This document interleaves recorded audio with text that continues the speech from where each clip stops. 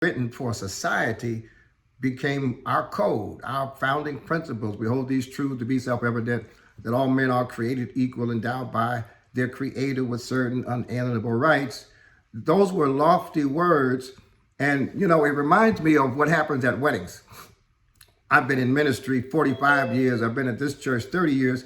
And whenever I perform a wedding, the core question is, do you take this man to be your wedded husband? Do you take this woman to be your wedded wife? And then there are these commitments. You promise to love and respect and cherish, in thick and thin, good times and bad. And then the appropriate response is, I do. But the truth is, I'll try. I mean, the best you can promise is to try, because things happen, life happens. And the fact of the matter is, no marriage is happy 100% of the time. No relationship is perfect from day one. And it's no different with a country.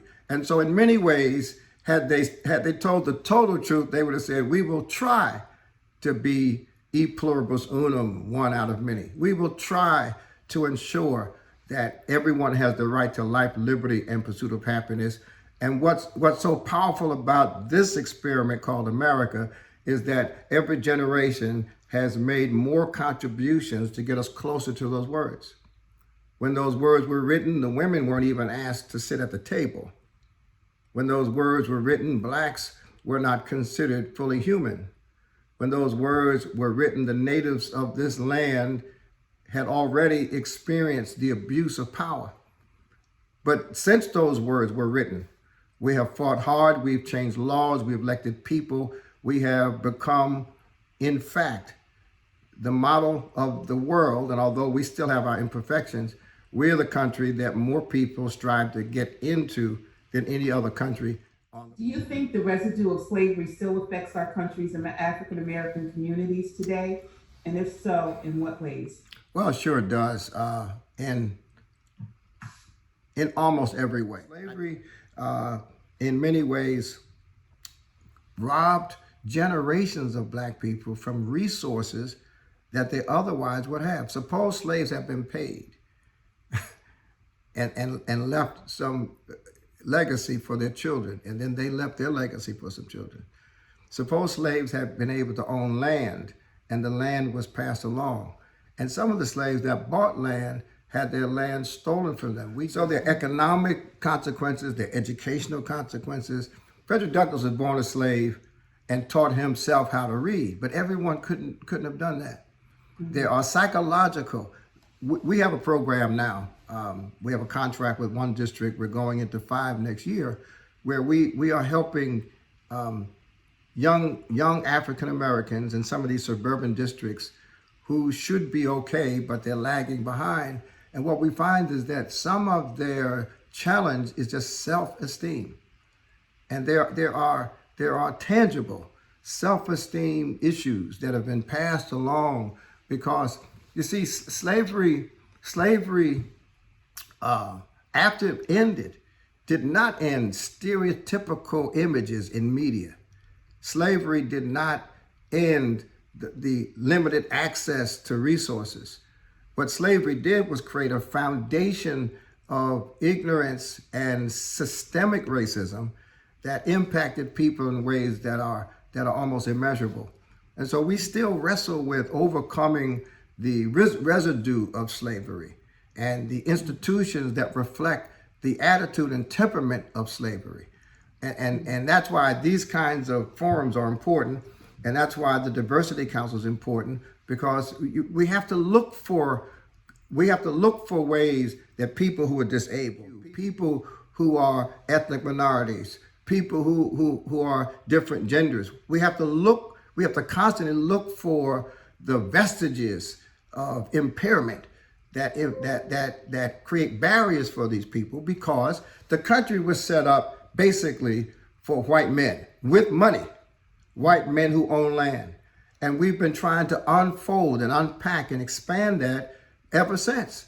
And it's a process. It doesn't happen overnight. It doesn't happen by passing a law. It doesn't happen by snapping a finger. It happens when honest people are willing to do honest work and to tell the truth and to make change. In your opinion, what needs to happen in order for there to truly be liberty and justice for all in this country? Well, we have to get to know each other. Most of us live in bubbles. We live in black bubbles, we live in white bubbles, we live in rural bubbles, we live in urban bubbles. And if you live in a bubble long enough, you have a tendency to believe and act as if the whole world is your bubble. But we've got to get out. We've got to talk to people. We've got to ask questions. I call it the 3 L's. We've got to look at each other, really take a hard look at each other. I understand why many of my friends say, look, sorry, I never owned a slave. And so why should I be responsible for fixing anything? And I understand that. I understand the thought process. I've heard it enough. But I want my friend to understand that while you never owned a slave, you benefited from slavery in ways that I did not. So if I'm willing to listen to you, if you'll listen to me, but we have to look at each other, we have to listen to each other, and then we have to figure out ways to laugh together. I think, what I think the biggest problem in America is? I think our biggest problem is we've lost our sense of humor.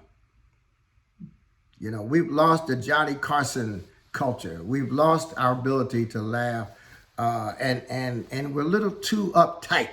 So if someone says something, excuse me, someone says something that offends me, the reason I can laugh about it is not because I'm a punk. I'm not a sellout, but I can laugh about it because I don't take it personally. The person has just revealed their ignorance, and if given a chance, I can teach them to do better.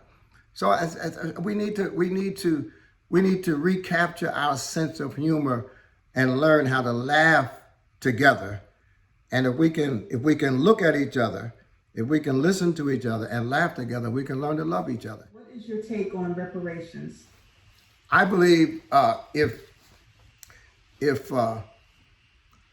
you're a plumber and you come to my house and fix my toilet and you send me a bill, if I don't pay you, as long as I don't pay you, I owe you the money. Then if you die and your son sends me your bill, then I owe your son the money. And if he dies and I still haven't paid the bill and his son sends me the bill, I still owe the money. And I think that's just a matter of common sense and law. I think black people worked for 246 years without pay. Dr. King said we came to Washington in 1963 for a check that was written, but it bounced. And so I believe America owes the descendants of African slaves reparations.